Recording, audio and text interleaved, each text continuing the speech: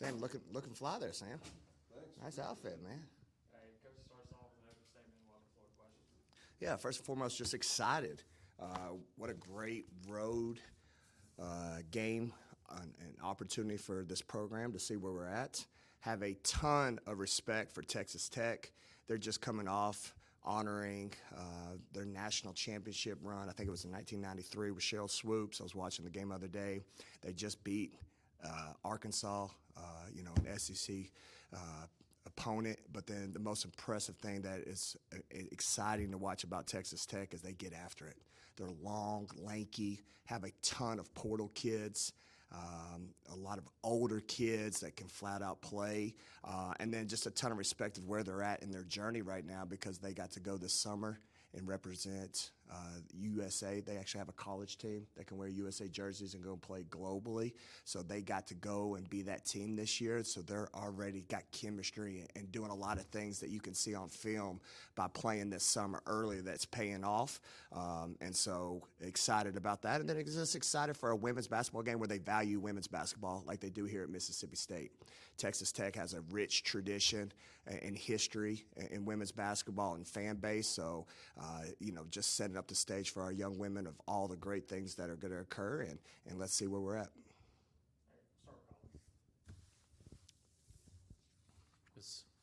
We know about the matchup and the test of playing a Power 4 team on the road and the home court advantage and all that, but what are some of the other factors of an away game and a first away game for some of your players that they're going to have to deal with on the court? Yeah, just obviously not having our fan base cheer for you, right? I'm always biased. That's always going to be new. The noise and the home court advantage that playing at somebody else's home provides, I think, first and foremost. And then what I think is going to be interesting for us is how do we handle block shots, right? We've been giving them, but they're also 12th in the country per block shots. So do you have the strength with the chaos that this game's going to provide in the press? Because it's going to be ugly. They do a great job of mucking it up, but I've tried to help our young women understand because we've had probably 5 games like this, which is actually good in our 2 non-conference scrimmages, and then we've played a bunch of teams at press. We also, and I showed them clips, if you handle it, this could be a lot of fun, right? Because if they gamble and we attack, then we could get a lot of scoring opportunities. But the key for meeting your question, again, is the block shots. They're almost 7 blocks a game, which ranks 12th in the country. So if they block our shot, we got to bounce back quick because they can get out and run and transition, and boy, can they shoot the 3. And when that happens, momentum's going to happen, to your point, and the crowd's going to get involved, and then we're going to have to silence the crowd with great execution, finishing a play, and then finding that score mentality. I saw Texas Tech has 3 players that average over 16 points a game. Mm-hmm. One of them's got Mississippi ties. Maybe you're familiar with her. Yeah. So what just stands out about that trio and how they score together? Yeah, Snuda Collins, man, is a big-time player. Obviously, she played at the school up north. When we found out that she took a year off, it's got a unique situation, and then she wanted to come back for another year. We tried, but we couldn't. There were some SEC rules where we couldn't recruit her, unfortunately, so the timing was real bad. So we would have loved to keep her here in state, but just shout out to her and the year that she's having. And then Bristow. I mean, her Collins and Bristow were 2 long, lanky athletes, y'all. I'm talking about long arm wingspan. They are impressive to watch on film. And then Bailey, number 20 for them, has been day one, stayed with Texas Tech. It's a cool story in today's time, especially you don't see that here. It's funny that we talk about this, a kid who stays with the program. I think she's top 4 in the country, or top 4 in school history and free throw attempts. She's just had success there. So again, that 3 are really tough. But again, you got Fritz, number 5 from Iowa State, a transfer, big-time player that knows how to play in big-time games and can flat-out shoot the ball. And then they got a point guard that can just distribute, 26 assists. Again, they're just a well-oiled machine that we're going to have our hands full Thursday night. Would Sanaa still be kind of on a minute restriction, or would she be kind of ramp her up? Yeah, as right now they're telling us ramped up, which is good. So, but like you said, we'll obviously constantly ask her in the questions in the quarters. We've just been mindful in practice, but right now, it's 2 thumbs up. You mentioned you probably faced some adversity in this game. What do you hope you kind of learn about your leadership from your team in those adverse moments?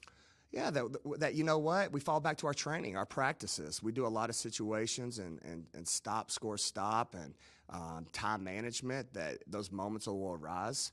It was really cool. We had, Sunday was an off day, and Treyana, Chris, and Favor came over to the house, and they watched the game, right? And then the other ones who were getting their hair done and all that, we're texting each other. So that to me is excitement, because I always tell them proper planning prevents piss poor performance. So if we can plan and really be dialed in on what they're doing and go in there as a fist, man, let's see if we can't put a product on the floor that, can find a way to get a win. We've seen in the first couple of games you trying out a lot of different rotations and lineups, and with some players who have been able to click despite not playing together before Yeah. the season. Have you seen anything in training that, Sanaya fitting into some of those that you're looking forward to seeing? Yeah, of course, right? I mean, I think we're still young, so I don't want to discredit anybody not, right? Because we're fighting for roles, we're fighting for position. It's just cool to see, like if I said, hey, if we ran a play, they're like, hey, this kid right here needs that right there in the corner. We're starting to learn each other's tendencies because we're so brand new. So for me, that's the most exciting part, is understanding strengths and weaknesses. Like Jalen Lampley. Jalen Lampley is an unbelievable rebounder. I can't say, I mean, she's starting to, it's early in her career, but she might be one of my top rebounders I've ever coached in my life. I'm serious. Like, I've never seen a kid every single shot think it's a miss and go after it. And there was one part of practice yesterday. We missed a transition three, and here comes Jalen Lampley, and everybody's like, dang, that kid has got a motor. So that part has been really cool as we put this team together. With Carissa, what do you like about her role and her fit and kind of, what she provides to the team? Yeah, I told her just relax right now, right? I think she's putting too much pressure on scoring, and that's human nature for all kids, especially when you have a team that can score so well like we do, a different person each night. I told her, I brought you in because you're the enforcer. You're my dog. You're my toughness. You're my X factor, because you can rip and drive and get a play that's like ooh-wee, but then also you can get to that reverse pivot and pass it out. You set good hard screens, and then most importantly, just trying to challenge her to get back to her rebounding, right? Her rebounder numbers are a little bit low because I think she's too focused on shots. So I'm really expecting some bigger things to come, because we've had a great talk one-on-one, and then also a kid who's the most unselfish, right? She's a great teammate, and she's had great body language because she appreciates the opportunity she's getting here, and wants to make the most of it. And with your team so far this season, the scoring's been pretty spread out. Yeah. One game it's one player who scores a lot, and another game the next player. Yeah. Is that kind of how you foresee this season playing out, where it could be really anyone on any night, and kind of not relying maybe on one or two people to always be the ones who are scoring? Yeah, you would hope to, right? Because I know it's hard, today's society. A lot of people say, well, I need a set. I need this. Well, I'm easy to guard if it's one person. None of like I keep telling y'all, Final Four teams I've ever been a part of was just a one-man show.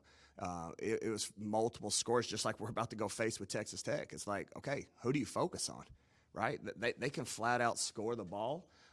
So I don't foresee that, to be honest with you, but it could change because it's who we playing.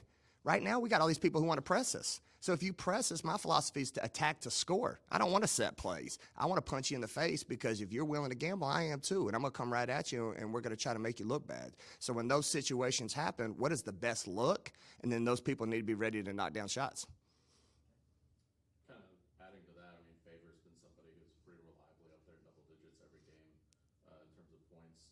How have you seen her progress in the first few games, and how are you looking at this matchup for her on Thursday? Yeah, we joked about it on opening day. One, she's never been late to anything like Robbie Falk. Okay, so Robbie's got push-ups after this. Welcome, Robbie. Okay. Not taking ownership. But no, back to your question. I'm seeing her progress because she's slowing down. We talked about opening day, the excitement to be playing in the United States and playing in front of our fan base and crowds. I think she threw it over, and it was I called it the worst shot I've ever seen in my life, and she laughed about it too. To now slowing down, being physical in post-ups, and making sure you go straight up with 2 feet. And when she does that, she's having results. And then, again, she's another one like Jayla, who's a phenomenal rebounder and just keeps it simple. Just ball goes up, tracks it, finds a way to go get it. And when she does that, basketball comes to her, and she doesn't have to wait for her number to be called. So it's really fun to coach. Just a few games in, I know you have obviously a big one coming up, and you're playing tougher competition. Yeah. And you haven't been able to get your team fully together and Right. high and all that stuff. But Right. I mean, how would you describe where your team is right now through a few games and coming together as a team with a lot of new faces? We're on an airplane, currently in the air, and we're building it as we're in the air. That's how I would describe that. It's just you got to take off, and then there's some things, y'all, that I clearly know that we got to be better in. Like there are some times and time and scores I need to be better in execution and get sets, but we can't overload them right now in all areas because we got to get our base, we got to get some other stuff, and they know that. So sometimes too, it's not about those things. It's about just being fundamentally sound and just remind them two things: it's effort and attitude. And I think that's what you all have seen, our fan base has seen. That's why they're enjoying this team, that they're fun to watch, because they're just focused on those two areas. And if you can do those two areas really well, then you have a chance to win games night in and night out. What's kind of your vision? What do you see from this team, their identity, and what do you want to be known as by the end of the year? Yeah, well, first, I always want to be known as blue-collar, hard-working dogs. You know, a four-quarter team, like we said. To play in this league outside of this game that comes Thursday, you're playing the best of the best. So any national championship team, you got to be able to punch for 4 quarters.